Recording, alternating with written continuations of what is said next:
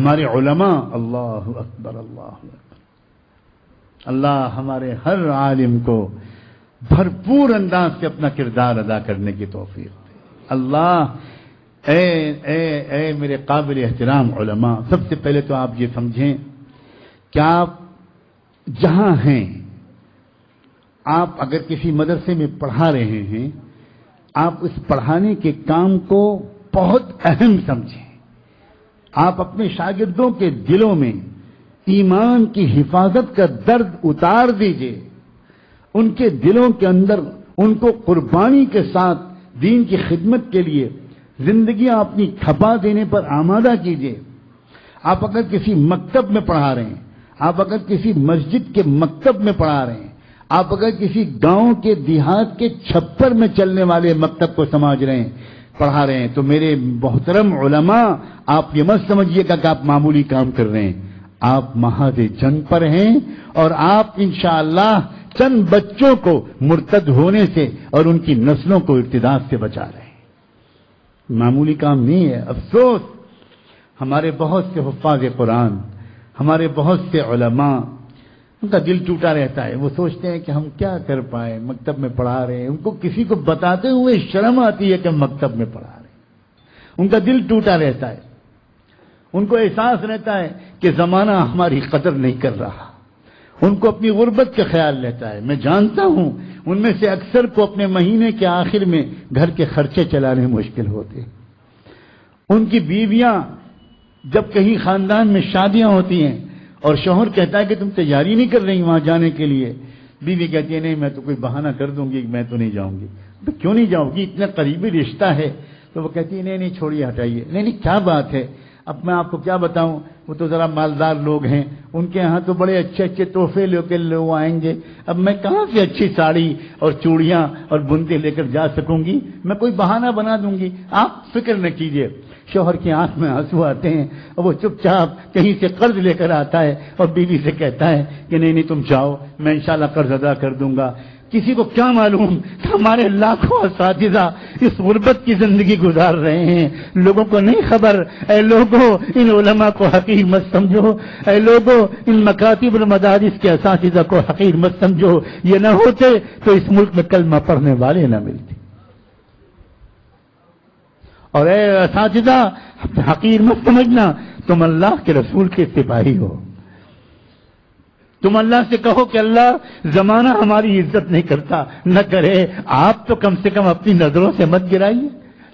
اگر کہیں آپ کی نظروں سے ہم گر گئے گناہوں کی وجہ سے تو اللہ پھر ہم وہاں مارے گئے، نہ زمانے نے عزت کی نہ آپ نے عزت سے دیکھا، پھر ہم مصیبت میں ہیں۔ لیکن اللہ اگر یہ بات صحیح ہے کہ ہم محمد الرسول اللہ کے سپاہی ہیں تو ہم کو اس غربت پر ناز ہے، ہم راضی ہیں اس غربت پر، اللہ ہمیں کوئی شکوہ نہیں ہے۔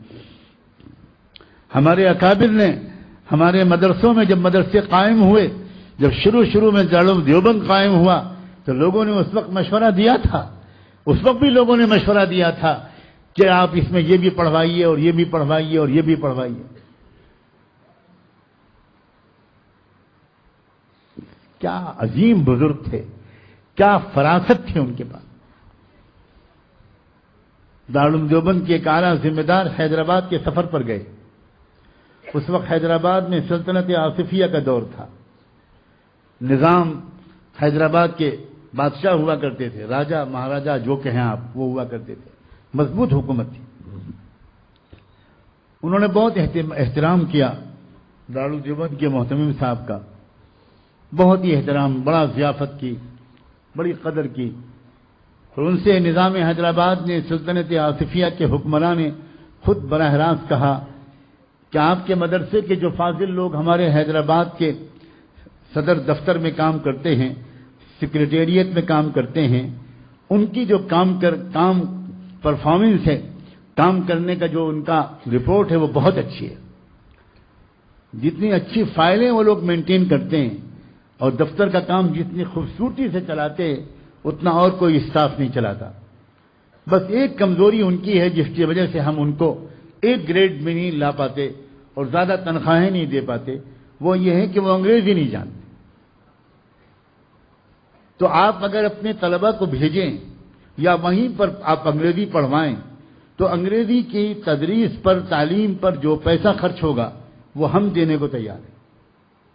سلطنت آصفیہ کی طرف سے وہ پورا وظیفہ جائے گا، آپ کے بچے انگریزی بھی پڑھ لیں گے تو ان کو اور اعلیٰ عہدے ہم دے سکیں گے۔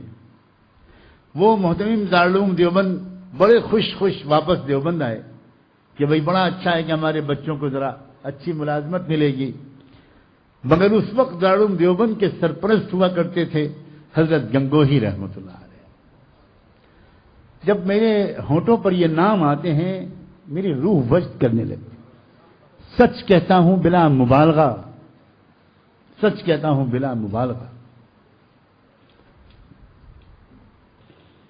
حضرت مولانا یوسف صاحب بن نوری رحمۃ اللہ علیہ فرمایا کرتے تھے حضرت گنگوہی کے بارے میں کہ یہ وقت کے ابو حنیفہ تھے۔ واقعی فقہ و حدیث کا ایسا امام صدیوں میں پیدا ہوتا ہے۔ وہ اس وقت سرپرست سے کوئی فیصلہ ان کے پوچھے بغیر نہیں ہو سکتا تھا، تو محتمم دارالعلوم حضرت گنگوہی کی خدمت میں حاضر ہوئے اور سلطنت آصفیہ کے حکمراں نظام حیدرآباد کا پیغام پہنچایا تو حضرت گنگوہی تھوڑی دیر خاموش رہے، جواب میں کہا کہ حافظ احمد، ہم یہ تو سمجھتے تھے کہ تم زیادہ سمجھدار آدمی نہیں ہو، لیکن یہ نہیں سمجھتے تھے کہ تم اتنے کم سمجھ ہو۔ فرمایا جب کوئی انگریزی پڑھ لے گا تو وہ تو پھر سرکاری دفتروں میں کام کرے گا، یہی تو ہوگا نا۔ پھر ہمارے اس ملک میں آنے والے کروڑوں بچوں کو مرتد ہونے سے کون بچائے گا؟ اگر یہ لوگ ڈگری لے لیں گے تو کیا دیہات کے مکتب میں بیٹھ کر الف سے اللہ اور بے سے بلہ پڑھائیں گے؟ پھر یہ قرآن اور یسن القرآن اور نورانی قاعدہ پڑھائیں گے؟ اللہ پچھلے 100-200 سال میں آپ کے جس بندے نے کہیں پر بھی قرآن پڑھایا ہو، اللہ اس کو مغفرت کا فرما کر جنت کا اعلیٰ مقام عطا فرما۔ یہی لوگ ہیں۔ بالکل بلا شبہ ہم بالکل اس کے مخالف نہیں ہیں کہ ان جدید علوم کو پڑھا جائے، لیکن مسئلہ کیا ہے کہ ان سارے علوم کو پڑھنے کے بعد لوگ مدرسوں میں بیٹھ کر کم تنخواہوں میں دین کی خدمت کرنے کے لیے تیار نہیں ہوتے۔ پھر اسی لیے حضرت گنگوہی نے فرمایا کہ دیکھو، ہم جان بوجھ کر ان چیزوں کو مدرسے کے نصاب میں شامل نہیں کرتے، ہم صرف یہی چیزیں پڑھاتے ہیں تاکہ ہمارا کوئی فارغ اگر اخلاص کے ساتھ قربانی کے جذبے سے دینی علم کی خدمت کرنے کی ہمت نہ بھی کر سکے تو وہ کچھ اور کرنے کے لائق ہی نہ بنے، تاکہ وہ اپنی دال روٹی ہی کے لیے مدرسے میں پڑھائے۔ اس کی نیت کا حساب وہ دے گا، کم سے کم گاؤں کے 100 بچے قرآن تو پڑھ لیں گے۔ اور اسی لیے علامہ اقبال کے سامنے وہ علامہ اقبال جنہوں نے یورپ کی یونیورسٹیوں میں جا کر فلسفے میں ڈی لٹ کی ڈگری اس زمانے میں لی تھی جس زمانے میں ڈی لٹ کی ڈگری کا نام بھی شاید انڈیا میں کسی نے نہیں سنا ہوگا۔ اتنے بڑے فاضل جرمنی کے یونیورسٹی کے ڈاکٹر پی ایچ ڈی اور ڈی لٹ کی ڈگری پائے ہوئے علامہ اقبال جب ان کے سامنے کسی نے مدرسوں اور مکتبوں پر کمنٹس کرنے شروع کیے تو انہوں نے ان کے منہ پر ہاتھ رکھ دیا اور یہ کہا، جب تک میں نے اسپین کا دورہ نہیں کیا تھا تب تک میں بھی مدرسوں اور مکتبوں کو معمولی سمجھتا تھا، لیکن اسپین جا کر میری آنکھیں کھل گئیں۔ اگر ہمارے ملک میں یہ مکتب اور مدرسے نہ ہوئے تو اسلام کا نام و نشان یہاں سے مٹ جائے گا، اور تاج محل اور جامع مسجد کے سوا یہاں کبھی اسلام تھا، اس کی کوئی اور نشانی بھی تم اس ملک میں نہیں پاؤ گے۔ تو علماء کمر کس لو اور محنت سے پڑھاؤ، اگر 50 کو پڑھاتے تھے تو 100 کو پڑھاؤ، اور یہ نیت کر کے پڑھاؤ۔ روزانہ جب جاؤ مدرسے میں پڑھانے کے لیے تو اللہ کرے کہ روزانہ یہ نیت مستحضر ہو کہ اللہ میں آپ کا معمولی سے بندہ ہوں، اس چھوٹے سے مکتب میں پڑھا رہا ہوں، میرے اس مکتب میں پڑھانے کو اللہ جیسا کہ میرے بڑے کہتے ہیں اس طرح قبول فرما کہ اس ملک میں اسلام کی حفاظت کرنے والے سپاہیوں میں کہیں میرا بھی نام آ جائے۔ بہت بڑا کام ہے جو علماء کر رہے ہیں، اور آگے بڑھیے. آپ مساجد کے ائمہ ہیں, آپ خطباء ہیں, تو آپ مساجد میں جو تقریریں کیجئے, جو بیان کیجئے, وہ امت کو جوڑنے والی کیجئے. امت کو لڑانے, امت کو توڑنے والا کوئی جملہ نہیں بولنا چاہیے. مختلف حلقے, مختلف مسلک, مختلف جماعتیں, مختلف محنتیں, ان سب کے درمیان فاصلے کم کیجئے. ایسی باتیں امت کے سامنے رکھیے جس سے ہر سننے والے کے دل میں دوسروں کی محبت بڑھے, دوسروں کا احترام بڑھے. علماء کی بہت بھاری ذمہ داری ہے, بہت بھاری ذمہ داری ہے. امت کی مختلف صلاحیتوں کو جوڑنا, نظر رکھنا کون آدمی کیا کام کر سکتا ہے. جو مضمون لکھ سکتا ہے, انگلش میں آرٹیکل لکھ سکتا ہے, انگریزی اخبارات میں بھیج سکتا ہے, لیٹرز ٹو دا ایڈیٹرز کے جواب دے سکتا ہے, اس کا فرض ہے کہ وہ یہ کام کرے, وہ یہ محاذ سنبھالے.